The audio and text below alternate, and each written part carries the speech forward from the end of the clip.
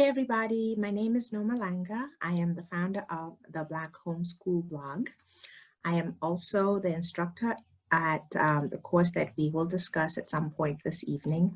Thank you for joining us. The course that we have at the Black Business School is at theblackhomeschoolguide.com, theblackhomeschoolguide.com.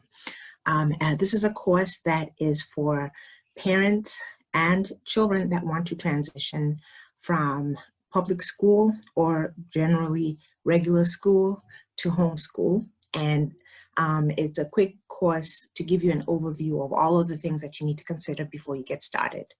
And then we also have some additional resources that we offer as I find them, and as questions come up, I keep adding to the course. So again, that is at theblackhomeschoolguide.com, theblackhomeschoolguide.com. Thank you for joining us, guys.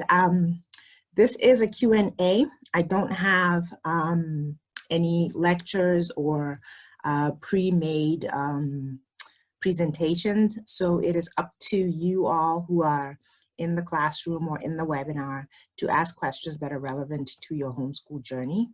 We have been going through this Corona or COVID, and actually what it has done is it has forced or compelled a lot of parents to homeschool their children. Another issue that we're having is that I am of the opinion, much like there's a meme that I see of Will Smith that goes around where he says that police brutality and violence against Black men or Black people in general is not increasing. It's just that it's being filmed and we're seeing it. I am of that opinion, but I also feel like tensions are very high. And for me, for those of you that don't know me, we have two boys. One is 11 and one's only 4. And both of them, the older one briefly did preschool, and then we pulled him out because he was having a horrible experience, and then he never went into public school ever again, except when we were traveling abroad to my country of birth, which is Botswana. For those of you that don't know, that's in the southern part of Africa. And he actually did try quote unquote regular school in Botswana, where I want to say 99% of the student population is Black or African. All the teachers are Black or African. The principal is Black or African. School administrators, everything. So one of the issues that we were having in, well, not one, all the issues, most of the issues that we're having with the public school system in the United States was that our children were being treated unfairly in school, and we believed it was because they were the only Black kids in their class. So it was a great way for us to try out regular school when they were in a country or among a population where people or everybody looked just like them. So again, guys, if you would like to, let's see, if you'd like to ask a question, you can go ahead and put it in the comments, or you can also just raise your hand and I will answer the question, okay?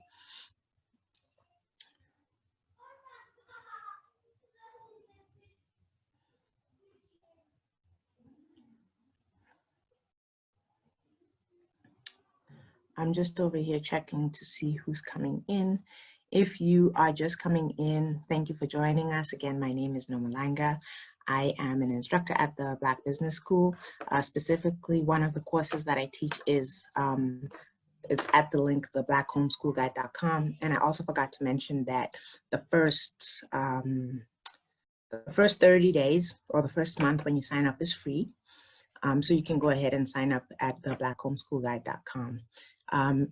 There's a lot of information about how to transition from homeschool, public school or general school to homeschool. But like I mentioned also, as we do these webinars and people ask questions, I have been adding more information and resources to help parents who want to transition. Okay, so we haven't had anybody ask any questions yet, so I will just go ahead and answer the ones that I usually get leading up to the webinar. And then from there, hopefully other people will come in. If you just give me a second, I will pull up those questions.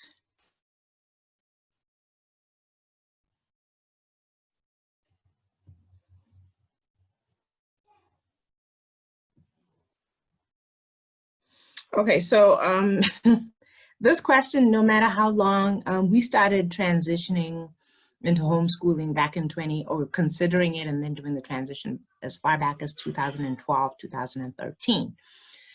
And all these years, no matter how long we've homeschooled, no matter how long we've spent educating people, familiarizing them with the homeschool journey, the most common question still is and has been, what about socialization? So at first I used to get irritated by the question and would, kind of answer it condescendingly.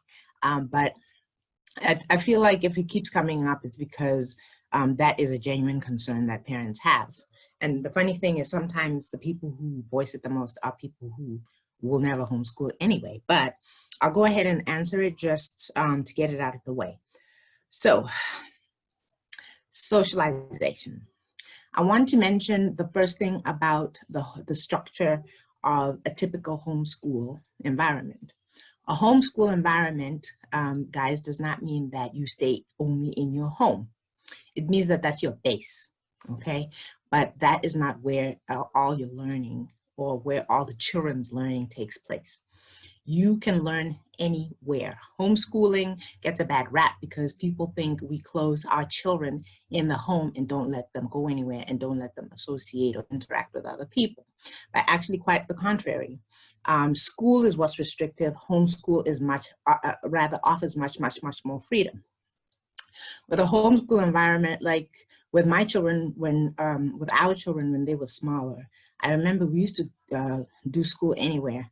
Sometimes it was, we used to do our math lessons, short math lessons in the supermarket, in terms of calculating things, seeing if it was better to buy 2 small jars versus 1 big one, and which is more cost effective, that kind of stuff. We used to go to the park, we used to go to the beach, and sometimes it was still just school, regular school, where they took their textbooks. But we just changed our environment. So what that meant was, yes, sometimes you have to weigh it.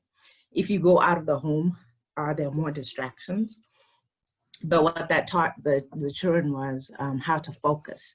But at the same time, you have to understand that most lessons are only about 20, 25, maybe 30 minutes. So they only have to focus really for sometimes maybe as little as 15 minutes, 20 minutes, 30 minutes. Then you move on to something, or you take a little break, or you do something else.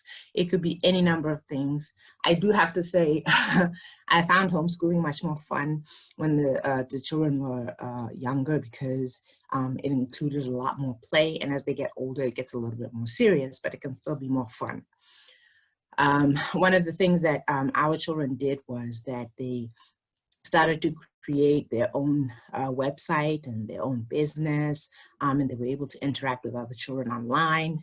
And then another option that I always want to mention is that homeschools tend to have more than one family. So families tend to create leagues, they tend to create co-ops. Sometimes moms interchange based on the subjects that they excel at. So if I was a mom who particularly excelled at math, and I'm not, I excel at math, but I don't enjoy teaching it, let me put it that way. But for example, if I was a mom who excelled at math and excelled at teaching math, I could become the math mom.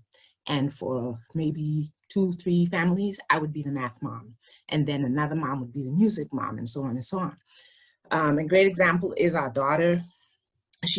We had a relative who went to Berkeley School of Music, and she used to take piano and singing lessons with this relative of ours. It was only once a week, but it was wonderful. It was a great addition to the homeschool curriculum. The other things that we do is we did sports. We couldn't find we specifically wanted Black families, and it was hard to find them in Boston, or at least the suburb that we lived in Boston. So what we did was we joined the YMCA, and they joined the little leagues. Our children particularly did soccer and I think basketball. And when they were younger, they also did t-ball. So a lot of socialization, a lot of interaction. And I would go so far as to say, we actually get more interaction, more socialization as homeschoolers than children who sit in school. Children who sit in school typically come in and are told to sit down. They're not encouraged to talk and actually interact with each other as much because the teacher wants to keep control of the classroom and keep them focused on whatever they're trying to learn, not on each other, not on interacting. Then I'm not sure what they do now because our children have been out of school for years, but they used to have what they called recess. Then they would go and they would eat a snack and then run around for a little while, and then they'd be confined to a classroom again. Again, I've always known that homeschooling offers a lot more freedom, a lot more fun, and certainly a lot more interaction and socialization. So that is usually one of the biggest and the first questions. And people will always say, well, you know, what about socialization? That's the first thing that they say. And like I said, a lot of people who say it aren't even gonna ever homeschool. They just throw it out there as something to put homeschool down. Another question that comes up is people say that homeschoolers will abuse their children. And my answer to that is always that parents who put their children in school can abuse them before school, after school, and during the weekend, and still hide it. Sadly, that does happen. But what I do know about the homeschool community is oftentimes homeschooling requires so much engagement from the parents and from the family that a parent who's inclined to neglect a child, abuse a child, would rather just put them somewhere. And usually that somewhere is a school because they can't be bothered. Not to say that every parent who puts their child in school can't be bothered, but a parent who's inclined to abuse their child and neglect them and abuse them is not going to keep them home and try to homeschool them. They want to get them away from them for the most part. And then they spend less time with them. Okay, so I wanted to also say, guys, that I've been away for about a month. Those of you that know me know that we had a death in our family. We lost our father, which was very sad. So I took a little bit of a break. But before the break, I had promised to put up some resources, and I will do that in the next 7 days. What I will do is, if you sign up for the course at thebblackhomeschoolguide.com, again, it's free for the first month. So I'll put them there in about the first, in the next 7 days. And you can get access to those resources whether you continue with the monthly subscription or not. So I will put that up, like I said.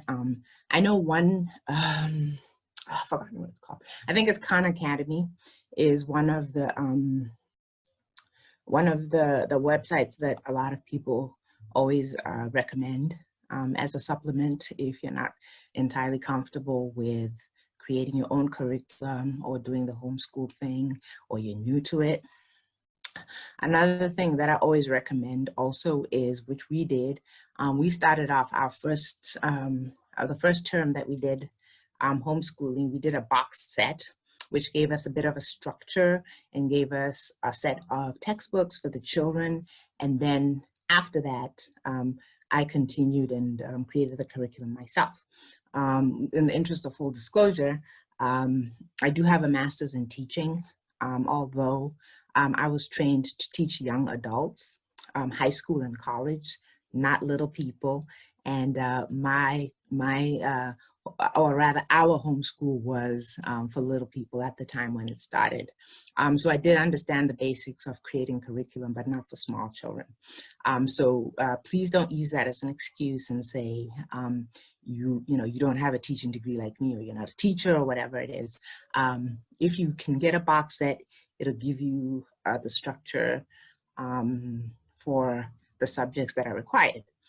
Another thing that I can always predict is going to be asked is, people will ask me, well, how do you know that you're doing it right and you're covering the right subjects and so forth?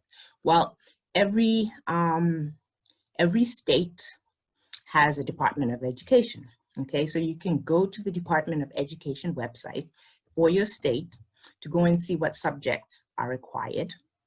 Now, mind you, you don't have to follow everything that they say, depending on the state that you're in. Some states give a little more freedom than others. You do have to get in touch with the superintendent of your district and see what the rules are that govern homeschoolers. I think I've mentioned it before, the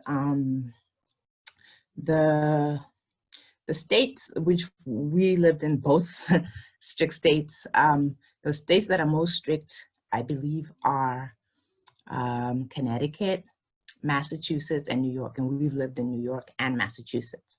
I've also heard about California being strict, but I don't think they are strict so much as they are more so anti-homeschool, and there's a big difference between being strict and regulating homeschoolers strictly and actually just trying to create barriers so that people don't homeschool.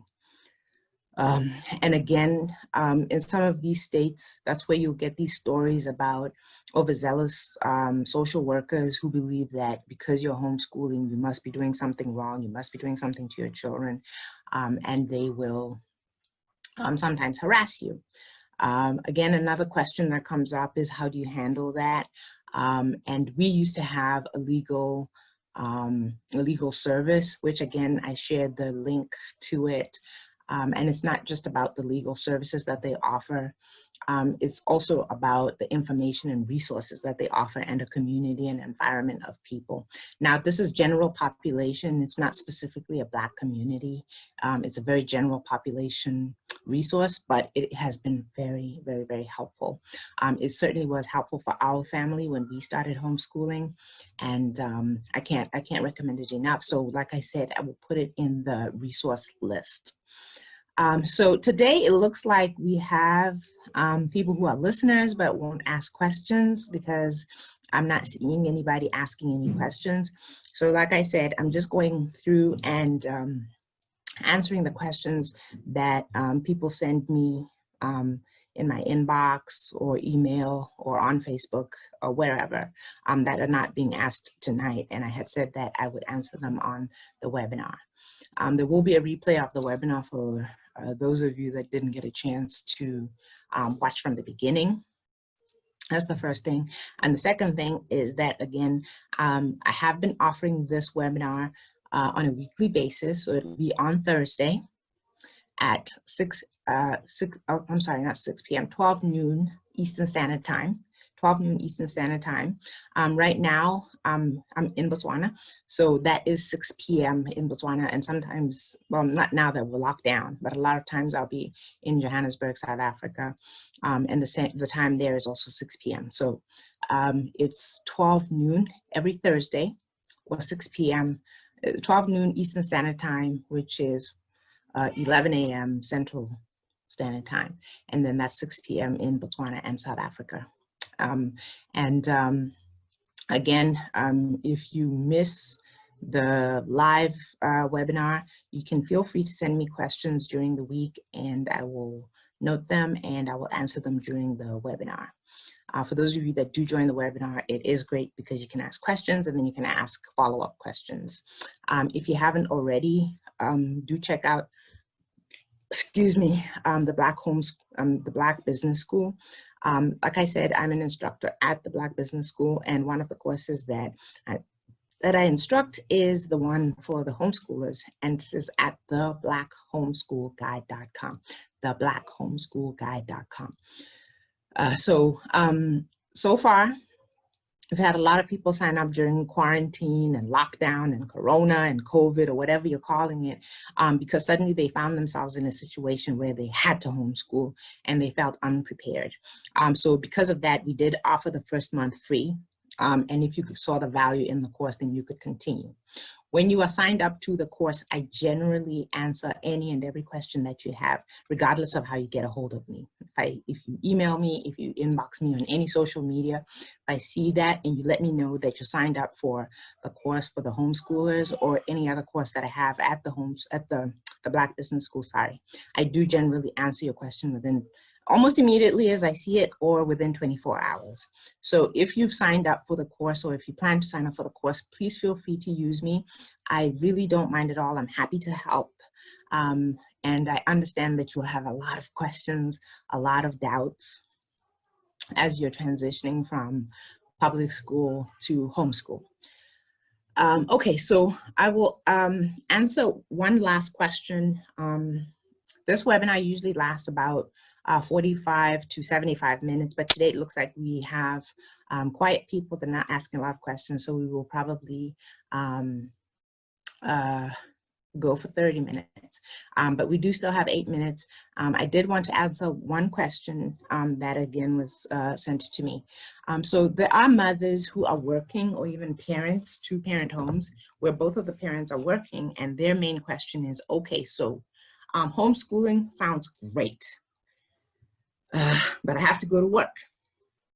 So I can't be at home all day with the children trying to homeschool them. It's impossible to work and do that. And unless you're working different shifts as parents, which a lot of people just aren't, they generally leave in the morning and come back early evening. And usually this works because as you're leaving to go to work, you drop your children off at school, and then maybe they have like an after school program or something like that, and then you pick them up and you all go home. So now, if you're going to try and homeschool, it means that one of the parents has to be home, usually mom. So the question then becomes, how can I homeschool when I have to work? So there's two basic answers to this. The first question is you have to stop working a formal job, which again sounds scary, but that's another transition that our family had to make. We went from being a two working parent home to a home where only one parent worked, and I had to, well, I didn't have to. I chose to forego my career. At the time, I was a full-time college professor. I really loved what I did. But it was a demanding job, and I felt that I just couldn't give my husband and our children everything that they needed after working a full day every day. I just didn't have the time, the energy, and sometimes not even the desire. It zaps you, okay? So I'm always very honest about that. I used to be extremely overwhelmed. I just tried so hard, but it was just really, really hard. And the result was that our family suffered and I excelled in my career. And then when I tried to pull back from my career and do more at home, the career also started becoming shaky. So I eventually recognized that it's not easy to do both. In fact, it's actually impossible to do both and excel at both. So like I said, for our family, I decided that I would forego working full-time formally. But what I did for some years leading up to giving up my job was I started building income streams that did not require me to leave the house. And that is something that you have to consider. So homeschooling may not be something that you can do just now, immediately. It may be something that you have to consider doing now and then start building your process for a year, sometimes two. Now, the interesting thing about when you forego a job is you also forego a lot of expenses. There are a lot of things that I used to spend money on that to this day, I just can't believe I used to spend money on. So you do have to strip down. I'm not saying you should make yourself suffer and forego things that you need. I'm talking about there's some things that you just want, the luxuries that you're maybe even addicted to or used to. But at the end of the day, you do have to ask yourself, is it more important to give your children the education, the attention and the love and the caring and the time that they need to get through their childhood and become excellent young adults? You just simply cannot do it all. That's just a fact. So one of the things that you may have to forego are some of your luxuries. But the truth is, it is a rewarding thing to take your time, attention, money, resources, everything away from other things and give them back to your family. For me, it was not necessarily easy, but it was certainly something that I do not regret doing. I would do it all over again. So you do have to strip down. That's the first thing. Then you have to get creative about creating income streams. Don't restrict yourself. Explore a number of things, and something. Sometimes it could just be that you still use your career that you had differently. I just mentioned that I have a couple of courses at the Black Business School. The Black Business School is an online school. So I'm still an instructor, still a quote unquote professor, but I'm just doing that on an online school.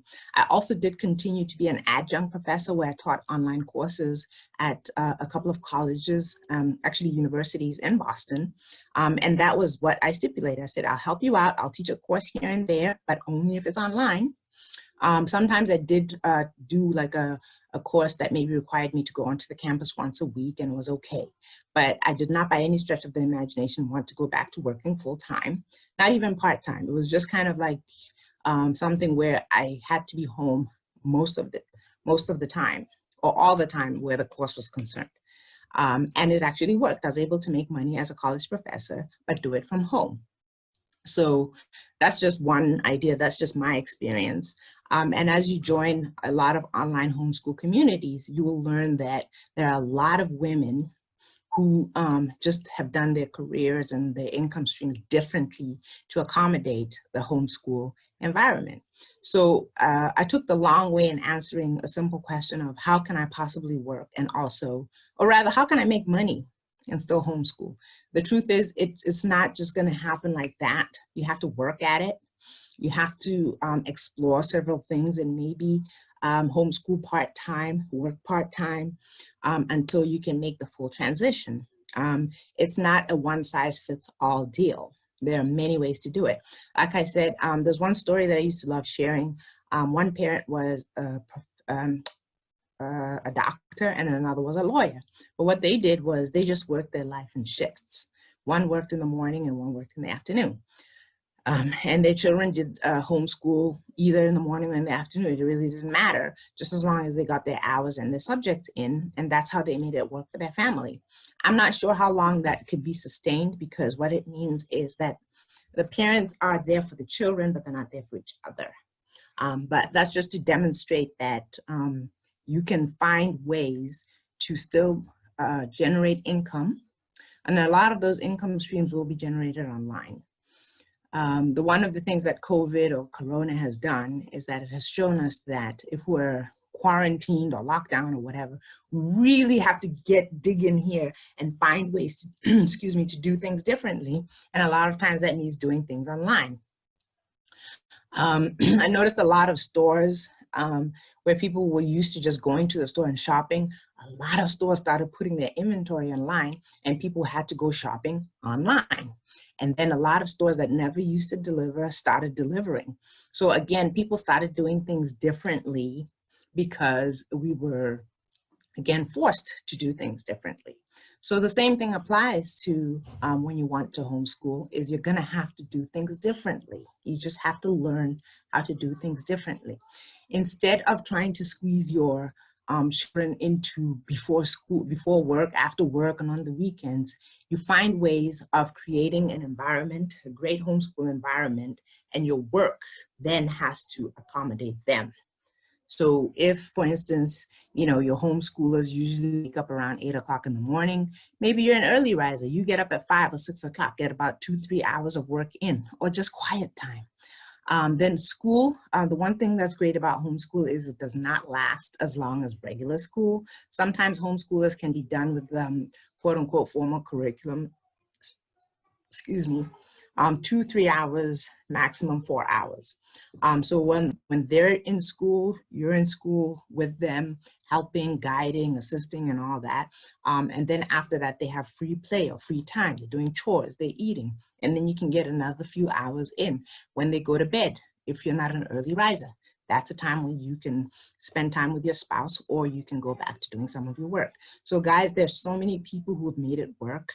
Please don't let "I don't have time" or "I have to make money" or "I have to work" be the excuse that you use to not explore your homeschool journey. Okay, so I hope this information has been helpful. Once again, you can go to theblackhomeschoolguide.com, theblackhomeschoolguide.com. I am the instructor. I offer resources and information of how to transition your family from public school or just regular school to the homeschool community and environment and homeschool. That's theblackhomeschoolguide.com. And again, the first month is free, and then you can continue after that. And in the next 7 days, I will keep adding resources. Thank you guys for joining me. We'll see you again next week.